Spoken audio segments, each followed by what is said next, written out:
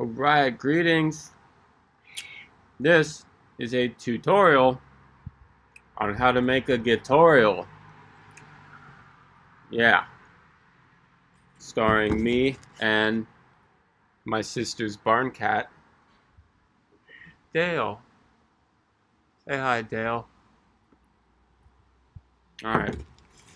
So, Gitorials.com, that's the website.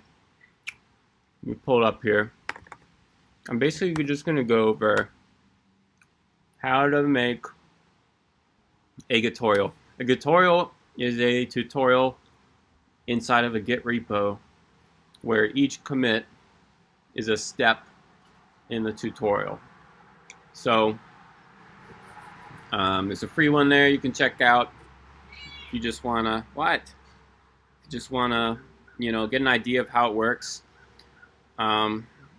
The way you move through the tutorial is there's a little shell tool in there that you run in your terminal, and it looks exactly like that screenshot.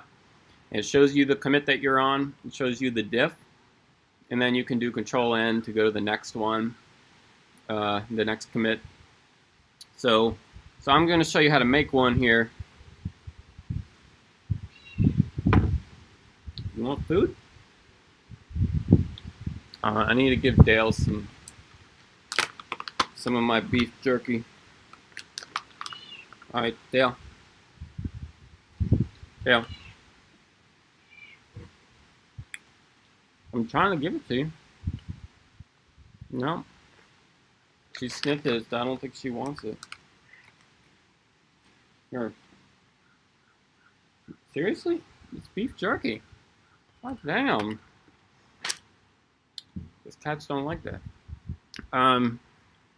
So first thing you gotta do is log in with a GitLab account, which means you need to make a GitLab account. So I already have one. So for me, it's just asking me, do you want to authorize Gitorials.com? Authorize. Okay.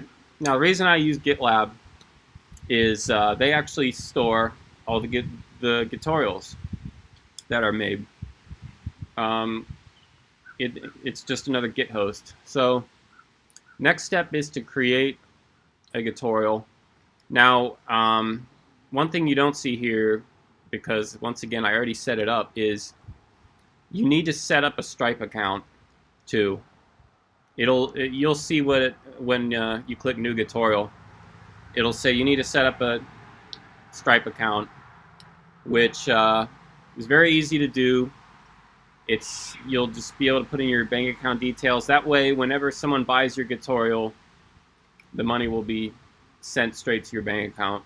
So it's a pretty simple process. But anyway, once you do that and you connect your Stripe account to this, when you go back and hit New Gitorial again, you'll see this. It just says, choose a name for your Gitorial. So I'm going to choose a name. You can change this later. My Java, I don't know, let's call it like Java Basics or something. New Gitorial. This sometimes takes a little bit. Not my fault, it's GitLab's fault. So this is what you see.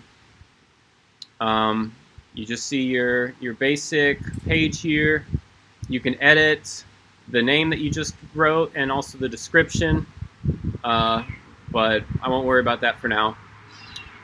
You want to read through these instructions, but basically all you got to do is clone this repo. It already exists.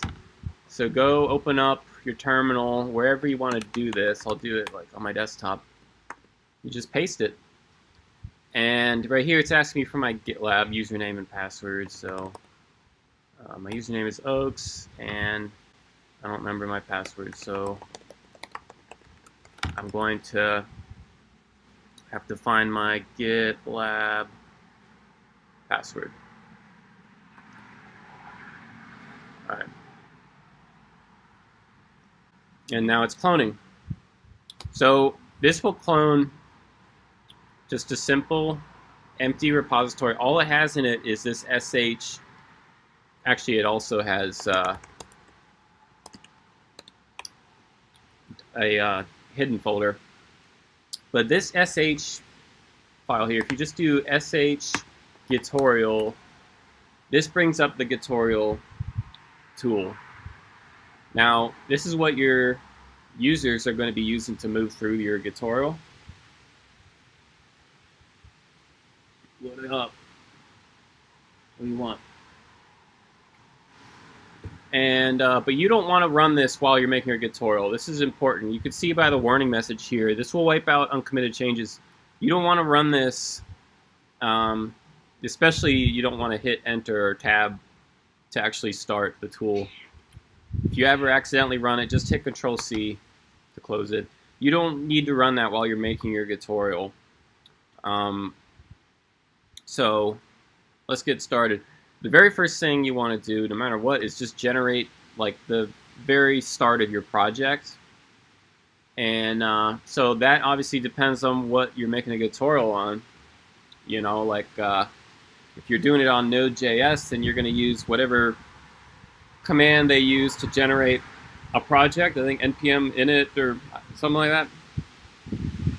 If I'm making a Java project, then maybe I'll like launch IntelliJ.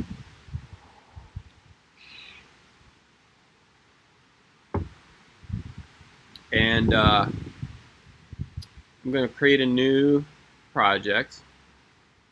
And let's just do like just a basic Java project. Sure, create from template. And here, I think it will let me actually, let's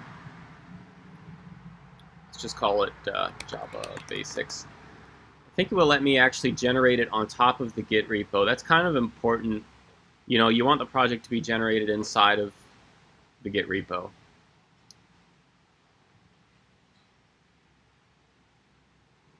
So I think that did it correctly. Like if I go back to the Finder, you can see, there you go. It actually called the project Gitorial 6. But anyway, so now I have a couple of files inside of this repo. And if you go back to your terminal here, do a little git status, you can see there's some files in there now. So maybe what I want to do first is git add dot. That way I can add everything that was just generated here. You might want to add a git ignore file actually. But I'm not going to do it for this because this is just an example. Anyway, git commit. You know, a lot of people do git commit -m or whatever. For Gitorials, you want your commit messages to be nice and long, especially you know, as you get into the project. So maybe just do git commit, which will bring up this editor here, and that way we have more space to write a longer message. So of course you have to use Vim in this case, but I'm going to just say for my very first commit to this repo, first we will generate a blank project. I don't know, you probably want to write a little more than that, but anyway, I'm going to save that file, and there you go. So we got our first commit, and what the user is going to see, they're going to type in sh Gitorial, whoops, Gitorial.sh, and they're going to hit enter to make them go to the beginning, which is the very first commit, which was auto-generated. Then they're going to hit Control-N, and you can see that's the commit we just made. First, we will generate a blank project. And so each successive commit after that, they're just going to be able to see it by hitting Control-N. So I'm going to hit Control-C to get out of that. Now, since I just ran that Gitorial tool, You can see when I do like git status, it's like it says head detached, whatever. So I just want to go back to the last commit. So I'm just going to do git checkout master, which will now when I do git status again, you can see it says nothing to commit, working tree clean. So now we're at like the last commit here, and we're ready to make more commits. So maybe I want to just do like I don't know. For the next step of my Gitorial, I'm going to say, I'm just going to write system.out.print hello world. And then I'm going to hit git add dot again. You can see a couple things changed. Then I'm going to do git commit. And once again, I'm just going to write my commit message right here. We'll begin by printing to standard output.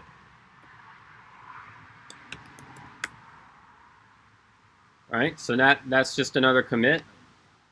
And now if I run the Gitorial tool and I hit enter, you can see now there's 3 commits. This is what the user will see the next time they hit Control N. They're going to say, we'll begin by printing to standard output. This is kind of nasty because I committed that XML file, but that's just a Java specific thing. So git checkout master. So that gives you an idea. Like I said, you probably don't want to run that Gitorial tool at all while you're building it. Now, what if I want to go back? This is the annoying part right now with Gitorials. What if I want to go back and change that first commit that I made, technically the second commit? You have to learn how to rewrite your Git history, which is kind of a pain in the ass. In normal software development, you don't have to do it that much, but you'll find you'll probably need to do this at some point. So I'm just going to go through how to do it.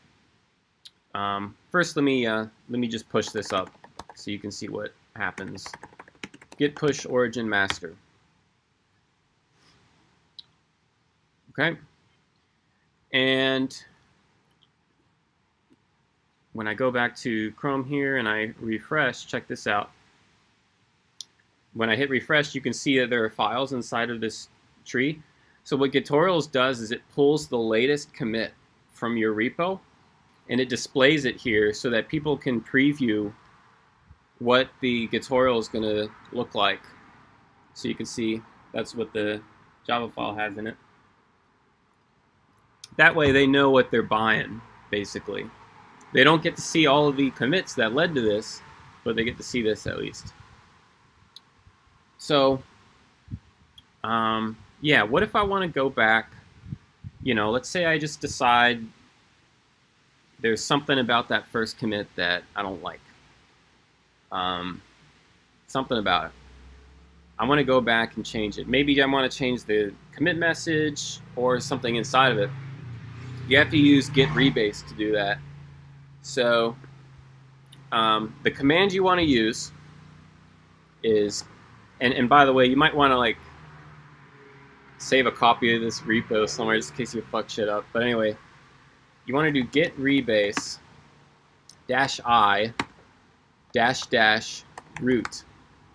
Okay? You hit enter on that, and what you're seeing here is a list of every commit that you made. So there's only 3, and they all have this word pick next to it. So this is a shitty interface, but this is just how it works. So I want to change this commit, the second commit, where it says first we will generate a blank project. So what I do is I actually change the word pick to be edit. Once again, I'm inside of Vim right now, so if you don't know how to use that, then you're screwed. So anyway, what I have to do next is I have to save the file. Okay, save that. And now what just happened is it actually took me back to that commit. All right. If you do git status, you can see that it now says interactive rebase in progress. So if I go back to here, you can notice that system out print disappeared because we're not at that last commit anymore. So now we can make whatever changes we wanted to make. If all you wanted to do was change the commit message, you could have done that in the file that I just edited. But if you want to actually change the code, let's say, let's say I actually wanted to start off with oh, god damn it, fucking B. I wanted to start off by making a comment here that says, "What's up?" Okay. So if I do get status again, you can see some changes were made. Now, this is really annoying. There's a change made to workspace.xml, but we're going to ignore that. So I'm just going to do git add src, so I only add the change I made to that file. And then I'm going to do git rebase -- continue. Okay. Oh, and since I don't want that workspace XML file to be changed, I'm just going to git checkout, just so fucking hey. And then I'm going to git rebase -- continue. And what it brings up once again is that text editor showing the commit message. So here you can actually change the commit message too. You can say, maybe I meant to add exclamation points at the end or something. Then you save it, and boom, successfully rebased and updated refs heads master. Now, if you just do git push origin master, watch what happens. Yeah. It, as you can see, it is saying basically the updates were rejected because the tip of your current branch is behind. So the reason why is because I just edited the history of this Git repo. And by default, Git doesn't want to overwrite anything, because you might have done it on accident. So what you have to do is add -f to the end of that command. Git push origin master -f. That will force it. It'll just say, I don't care what's on the server. Put what is on my machine on the server. And so it's, you can see it's writing. For some reason it's very slow, but whatever. And now I'm going to refresh again. And let's look at that file. Look at that. It's got our comment in it now. Now we could have added that, in a later commit. I'm just saying this is it. This is how you edit a previous commit. Yeah, let's say you want to, you made a mistake or something like that. Hopefully you don't have to do that very often, because editing Git history is a pain in the ass. I may have made it look easy, but there are all kinds of problems you can run into. As far as merge conflicts, that can definitely happen. So I'm thinking of designing a tool to make this easier, but for now that's what you got to do. So that's the basics. To make a Gitorial, you want to keep doing that, just one commit at a time. You want your commit messages to be really good. And by the way, if all you need to do is change the commit message, you don't need to change anything else. As you can see here, there's actually a pretty neat tool called Git History Editor, which makes it pretty easy. So read through that if you want to do that. But it's a nice way of just changing commit messages if that's all you care about. But if you need to change the actual code in a previous commit, that's what you got to do. Git rebase. So anyway, when you're finally done and you've pushed your Gitorial up to here, you definitely want to add a good description. So do that here. it supports Markdown, so you can add like URLs and stuff like that. And when you're finally ready and you feel like it's at the point where it's worth somebody's $3, then you hit publish, and that will actually cause it to appear over here on the front page. So those are the basics, and that's all I got for now.